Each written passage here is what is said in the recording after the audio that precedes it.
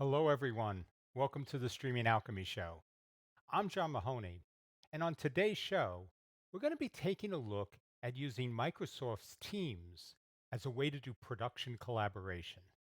So, Teams is a fairly new tool that Microsoft has released that actually allows diverse groups from different subject matter as well as different locations to all coordinate and cooperate. So I really would like to dive into this because I think especially today, but even, going forward, I think this could be a great tool to add to your pre-production planning toolkit. So let me get started by going into just the general user interface that Teams provides here. So, if you look at this across the left hand side, you basically have tabs which cover all the different sections of the Teams interface. The activity tab is basically going to let you see anything that you've been tagged in by any other member of your team. That's the feed section, or it can simply show all the activity, anything that you may have done on the site. It'll show up in this column. So it gives you a quick way to either respond to people that are looking to talk to you, or to see everything you've done and maybe follow up and add more detail if that's necessary. So the next section is chat. And chat is basically a way for you to share text message threads with other members in your team. And we'll take a closer look at that as we go into this. Really, at the heart of Teams is the Teams section. So in Teams, you can basically set up different groups that are collections of people that are focused on some specific task. And this is really the premise for how everything else in Teams will start to work. You also have a calendar in Teams, which is something that's a shared calendar that all the members of different teams can see and coordinate activities that need sort of that calendar based planning around them. You also have the ability to make calls with people. So this gives you tools for not just communicating, but also, for involving groups in different types of decisions. You have things like polling and other things that you can do as part of that group structure. And then the last thing is files. And as anybody that has worked on any type of production knows, there are tons of files that need to go around.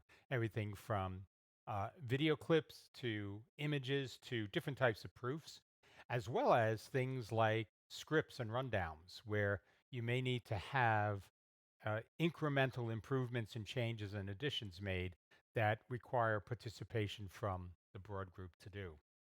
So, if you sort of look at that as the structure, I guess the first place to go is really at the heart of things. Let's go into teams. So in this case, I've actually set up two teams, one for the company, which is the neural net team, and the other for the show. So this would be where we would do any coordination and planning involving any of the shows we put out. And when you are in a team, what you'll notice across the top are different menu tabs that you have. What you'll also notice under that is you have these different segments. These segments are called channels. And even though you may have a team that's set up for a particular general purpose, you can set up channels under that team that will allow you to focus more, to create groups that are focused more on specific components of a production. So you could have groups that actually need to discuss things for final approval, but you could also have creative groups that are creating visual assets, audio assets, and combining all those things and interacting and iterating on those. So channels gives you the ability to do those types of uh, structures inside your group communication. So the way you set up a team is if you jump down here to the bottom, you have join or create team. So if somebody else has already created a team, they can send you a code that you can put in that would let you join that easily, or you could go and create your own team. So in this case, we'll do this and we'll build this team from scratch. Uh, we'll make the team private because we'll want to be able to add people to it on our own and not just make it open to everybody. And so for this team name, we'll call it Show Demo. And we have the ability to put a description on that team. And then we go create. And so now this is in the background, creating the team. And if you uh, want to add people to the team, that's the next step. It just lets you go in. So I'll just add one of our people to the team with me and we'll close it. So now if you look over here, I have a new team setup called Show Demo. And this team comes with one channel, and that's called the general channel. I believe you can rename it, but this is really what every team will start with. And if you look across, as I mentioned, there are tabs across the top of each of these channels. So the first one called Posts actually is really just an historical audit of everything that's happened in that channel. So if you have multiple people coming in, they can all just start on posts and see the latest things that happened on this channel. The next thing that's over is something called Files. Now, Files is the place where, as a channel, you can upload and store all different types of files. So it doesn't care what it is, but it gives you now a common repository that has the scope of this channel. So other people won't necessarily be able to see the files you put here. So you have that type of security layers where you can have confidential discussions within channels and then have broader, more open discussions in with the full team. So the next thing, which is something maybe a lot of people aren't familiar with, but you probably know it through Wikipedia, is a wiki. So what a wiki essentially is are sets of pages that you can set up and start creating that you can store institutional knowledge. So if you had policy and style guides, if you had different types of templated actions that you wanted to make sure were covered, you can outline all of those in a wiki, and everybody in that channel can access the wiki to use this as really a research repository. But one of the things that makes Teams so compelling is the fact that you can really add a lot more to each one of these channels. And that is really the flexibility here. So at the top, you have the ability to add tabs. And these tabs can be third party applications, a lot of applications that Microsoft provides. So if we were going to be doing a PowerPoint slide, that would be part of this next production that we developed this group for, I could simply create PowerPoint, name the tab PowerPoint, uh, and add any files that could be on my PowerPoint files there. And I would have this now available as a list of all the PowerPoints we're using with this production. So if you could think of this as something where you had a whole bunch of speakers, this could be the tab you use to collect all of the speaker presentations and keep them all organized and be able to run through them and make any corrections or template changes that needed to be done to be consistent with the overall production. Uh, the other one of these tabs that you can add that I think is really phenomenal is Planner. Now, what Planner lets you do is basically create organized lists of tasks that need to be completed, assign them to people, have check boxes to say, did I do everything that needed to be done to complete that task? And it really gives you an overview of how you can set up uh, a full production. And, we'll jump into that, a little bit later. But this flexibility is really the thing that I think sets everything apart in Teams from all the other types of collaboration tools. It's kind of the best of all worlds. Uh, the other thing, though, is you can create any types of additional channels on the fly, too. So you can go in and add new channels. And so all this is up here where you can add channels, you can add new members. You can, add additional tags. So if you want to create consistent tagging to find stuff in a channel, all that stuff can be done here. So without trying to build out an entire new channel as a part of this production, let me just jump into the Streaming Alchemy channel and, we can go over a few things. So one of the things that we have in here is something we call show notes. So this is basically a wiki that we can set up that has all the things we can talk about in any given show. So we can set up pages which have show notes. We can set up different pages for different shows and just switch between them. So this allows us in a group to start to develop things that we may want to talk about uh, over future shows.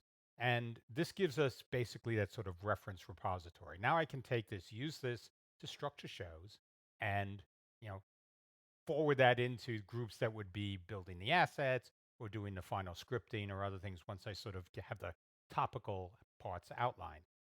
So, as we mentioned, you can also add members. So I can add and remove members from all of this.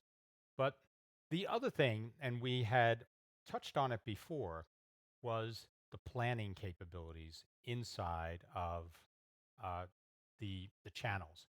So here is an example of the type of planning you can do. So what I've effectively done is created the workflow that we would use in pre-production. So to the left is selecting a topic, concept and script. So that sort of goes beyond now that we've decided what we want to do. We take that concept and we develop that into a script we can use for a show. Then I have asset creation. So what are all the assets we need to build around the script we're developing? And then the session and demo creation. So the session and demo creation. So if we have all these things starting to be produced, somebody's got to go on to the TriCaster and set up the session and start to import the assets, make sure all the lower thirds are done. And so under each of these sort of buckets of tasks, we have individual tasks that can all be checked off and even subtasks, things inside a task that we can highlight to make sure that they're covered.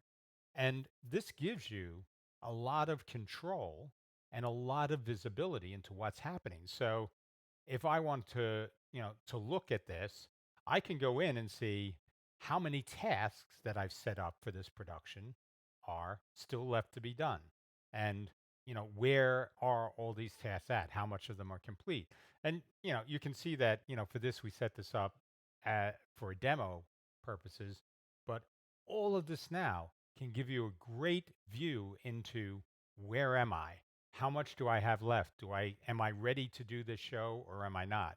And for very complex shows that require lots of coordination, this can be a godsend. It covers so many of the different things that are critical to getting something out the door. And, again, you also can see this in a calendar view. So we mentioned that there are calendars inside of Teams. This lets me see where am I with each one of the things that I need to create. And it, sort of laid out day by day what's getting done. And so, when you open this, these are all the things that need to be done, on Wednesday, and go over here, and these are all the things that need to be done on Thursday. So it's very easy now to stay on top of everything that's going on. So it's not just communications in and of itself, but also knowing what needs to be followed up and who you need to follow things up with. So a great tool, across the board for doing that. Uh, the other thing that I sort of glossed over when we first talked about it was files. So you can work with tons of files. Any sort of asset you want to upload is uploadable. But the other thing that you get is you have the ability now to edit these files if they're a Microsoft Office document, but also some others, I believe. But you can edit them live with other people that are part of that channel, part of that team. So this means that you can be talking with somebody and filling out the details of something where two people could be working on different parts of the same script, for instance, and flesh things out. Or you can have sort of this paired, style development where you have somebody else looking over what somebody else is, what another person is doing to make sure that, between the two of you, everything gets covered, which for very complex things could be very handy. But this is great because now these files can all be not just brought in final form, but can be brought in and edited as part of a group production effort. So, something else that's, again, very powerful in the way this is all set up. So, we've talked a lot about the general tools that are here, but the thing that really is the core value around all of this is the ability to communicate. And there are multiple ways to do this. Uh, Probably the most common way will be something called chats. So if you look over here, chat is the first thing right at the top. So you can actually create chats between just a couple of individuals. So if I wanted to do a chat with Matt, I can go here and now everything I type in here would be sent to Matt. But you'd also notice that I can also do files. I can add activities, other types of things that you may want to communicate with that individual. In this chat, it becomes chat on steroids. It has all these other capabilities baked into it.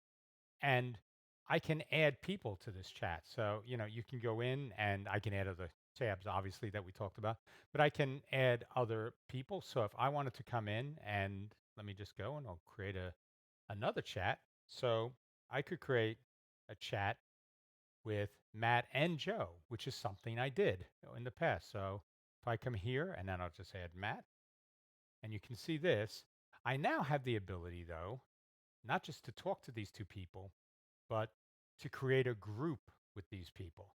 So in the future, I don't have to type in individual names. I could just type in a group which talks about, you know, pre-production graphics team. And when I chat with that team, everybody that's a part of that group will see the chat. So again, streamlined ways to access, groups of people to create discussions and to have dialogue. Uh, the other piece, when you have individual chats or group chats, the other thing is you can have team chats. So I can do chats here where when I'm inside a team and inside a channel, I can just start to type anything down here that I want to. And I can actually do things where if I want to highlight it to somebody, I could go, I want to make sure that Joe, preps images. And when I share that, you'll now see that that's become part of the post because it's a current thing that's happened in the group. But Joe will also get a notification that says somebody has mentioned you, and that will come over. If you remember, we mentioned it in the activity feed. So if I look at the feed up here, all of the things in here will be anybody that mentioned me. I'll see that here. So again, a very very cool way to connect with people in and out of channels, whether you want to go very narrow or very broad. But the other thing that's in here, and again, something very, very cool, is I have the ability to call people. So this is very much like you'd get with any video chat service. So it can be audio or video chat. I can add people to a call so you can have multiple people or just one to one. You also have the ability in the calls section to work with people collaboratively by sharing screens and doing other stuff. So you now can not just be looking at people face to face, but doing that while at the same time you're doing a screen share or showing or demoing something. Uh, you also, in doing these calls, you have a record of them. So this becomes part of the activity in a group. You not only are limited to doing these calls spontaneously, but you also have the ability to schedule these types of things. So if I come in, I could do something which says I want to meet now and select a group, or I can create a new meeting and set this up so I can invite people to a call at a fixed time. So again, while it has some of the features that you'd see in Skype with the spontaneous interaction and chat, you also have the ability to add some of the Outlook style features where I can now add this into my calendar and we all connect around a specific date and time with, specific subjects attached to that. So very, very powerful. And if you really are trying to do that, there's a scheduling assistant that can show you everybody else that you want to add into a call or a meeting. You can see what their schedules are. So that gives you the ability now to plan things when people are open. And you don't have to try to send out multiple invites to figure out who's open when. You can look right here and say, when's everybody scheduled? I know now that this is an open time for this type of meeting. So another very cool feature here.